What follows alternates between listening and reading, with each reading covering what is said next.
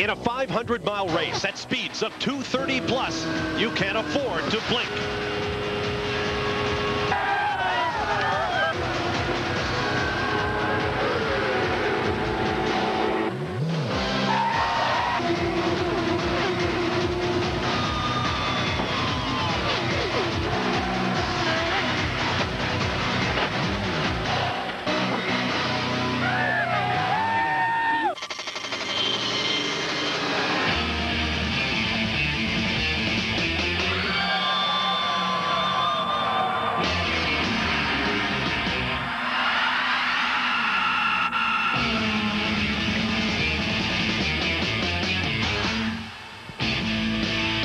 On a gorgeous summer day in the green Irish hills of southern Michigan, the CART FedEx Championship Series makes its first 500-mile race of the year. Welcome to the third running of the CART US 500. Our first visit to a superspeedway brings together all the classic storylines of a 500-mile race. The engines must be coaxed to run more than twice the distance they were primarily designed for. But the bigger burden falls on the drivers. 3 hours of supreme mental and physical effort. 3 hours in which your focus must be total. Focus as if your life depended on it, because on a superspeedway, it does.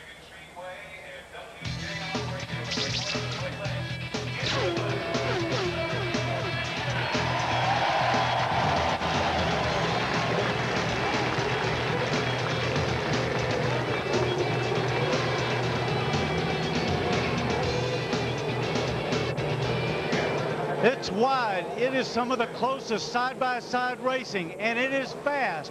But when it goes wrong, look out. Emerson Fittipaldi and myself had our last champ car races right here. Bobby Rahal says he thanks God when he can get out of here in one piece. Today you'll see the fastest, most spectacular open wheel racing anywhere. As the engines have come to life down on pit road, racing is always about efficiency. Have efficient pit stops, an efficient pit crew, an efficient driver in terms of marshaling when to pass and when not to pass. But today, the outcome of the US 500 could very well be dictated by something that's very inefficient. Instead of a wing, these cars carry what's known as the Hanford device. Quite simply, it's a super speedway wing with an 18-inch piece of carbon fiber at the trailing edge. Drivers say that it reduces the downforce. It also increases the drag. They also say it's like driving with a parachute. With that Hanford device in place, drafting is going to be more important today than any time in recent memory in championship-type racing. But it's not the kind of drafting that we've gotten used to in the past. Drivers tell us now, if you're coming out of turn 4, even if the next car in front of you is more than half the way down the long front straightaway, you will gain 10 to 12 miles per hour as you close up in the vacuum. That's why we got trap speeds 247 miles per hour. Normally you think on an oval of guys riding around here in top gear all the way around, but with the draft giving you 10 miles per hour additional on the straightaway, that will not be the case this year.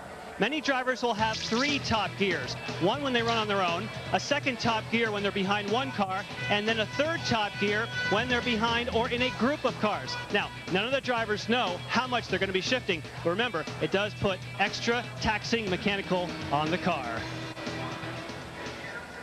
The cars are now on track, warming up tires and engines in anticipation of a 500-mile race. Here's how they'll line up. On the pole, Adrian Fernandez. A win from his first career pole would be worth $400,000 in bonus money. He starts next to the inaugural US 500 winner, Jimmy Vasser. On row 2, Richie Hearn, his best starting position ever, and Allenzer Jr., another former winner. Brian Herta and Scott Pruitt will start on row 3. On row 4 will be Alex Zanardi, the defending race champion, and Michael Andretti, a 2-time 500-mile winner here. Row 5 will be Christian Fittipaldi, his best ever start in a 500-mile race, and Gilles de Ferran. On row number 6, Andre Rivera, who has led in all 4 of his starts here at Michigan Speedway. Bobby Rahal will be alongside in his final visit. On row 7, J.J. Leto of Finland, and Greg Moore still looking for his first points finish. On row 8, Paul Tracy and Dario Franchitti. On row 9, Mauricio Gugelmin, who finished 6th or better in his last 4 500-mile races. Art Meyer next to him. On row 10, Tony Kanaan, who was fastest in the morning warm-up, and Englishman Mark Blundell. Row 11 will be Patrick Carpentier, who led this race last year as a rookie. Max Pappas of Italy will be next to him. Row 12 will be Robbie Gordon and Elio Castroneves. On row 13, Dennis Vitolo and Michel Jourdain Jr. of Mexico.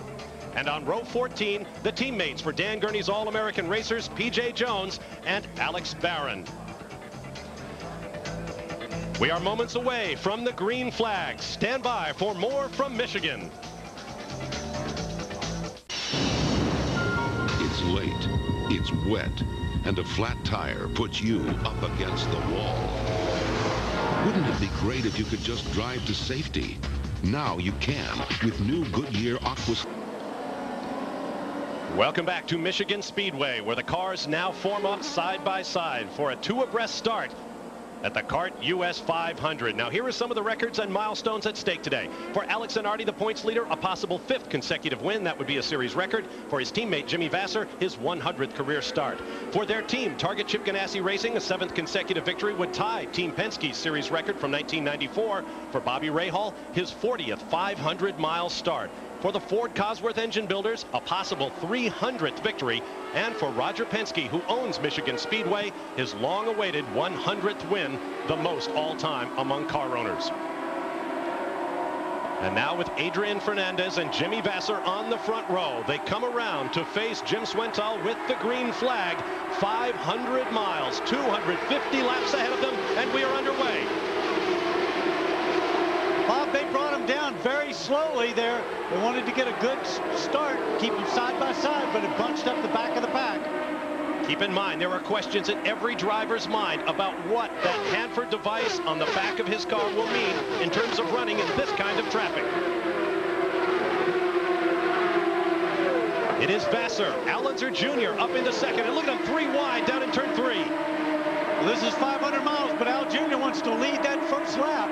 There he is, up high over Jimmy Vasser as they flash across the start-finish line to complete lap 1. Adrian Fernandez now being attacked and challenged for third, on board with Michael Andretti, who slots into third place. And you see the closing speed that this new rear wing, the Hanford device, allows. And you just saw there what they've all got to do all day long is that Michael went to pull out around Jimmy, and Jimmy had to pull out around little Al. He's got to make sure nobody's right alongside of him. Here comes Michael again. Vasser darts up high over Al Unser Jr. Michael Andretti goes low, 3 wide down into 1. Now Andretti and Vasser wheel to wheel. Our top qualifying speed of 229 miles an hour plus is likely to be slower than some of the race laps we will see when the tow comes into effect. Bob, let's also not forget these guys are experiencing something they've never experienced before. That new element wing, they've got to really pay attention here. What the cars are doing is something they're experiencing firsthand right now. See if Michael Andretti's hand goes for the gear lever. Some of these cars running as many as 3 top gears, depending on whether they're running alone or in traffic. The part that amazes me the most here, I thought we'd see a very conservative start. Everybody kind of feel everybody out. We've got a race here that looks like the last lap on a short sprint race. 3 CART champions battling up front. Al Unser Jr. for the moment has the lead. Now here comes Jimmy Vasser as Michael Andretti watches from behind. And Gilles de Ferran is the blue car to the right of your screen. On board with de Ferran. And look at everybody. When they're dicing up in front like that, they can't get away. It allows the rest of the pack to close up on them. And Danny, everybody in the grandstand is on their feet. Nobody sat down yet. Vasser and Andretti now off the 18-degree banking in turns 1 and 2, 3 and 4. 12 degrees here at the start-finish line as de Ferran goes low looking for third from Al Unser Jr. And to add to Gary's, we're on our feet in the booth. We're standing here. We can't believe this. This is supposed to be a 500-mile race. And don't forget about Al Unser Jr. The reason he made a charge early, he might be a little more comfortable having IROC experience here at Michigan. Of course, drafting is the key there as well. Michael Andretti now with the lead as they come around to complete lap number 6. That was the third official lead change in the first 6 laps. And here comes Vassar attacking on the high side. Now listen to this as they come off of turn 2. This is unbelievable. Listen to cars go by. Is that not one of the coolest sounds you'll ever hear? And ready down low around Vassar. There's the view from Vassar's car. You can see his head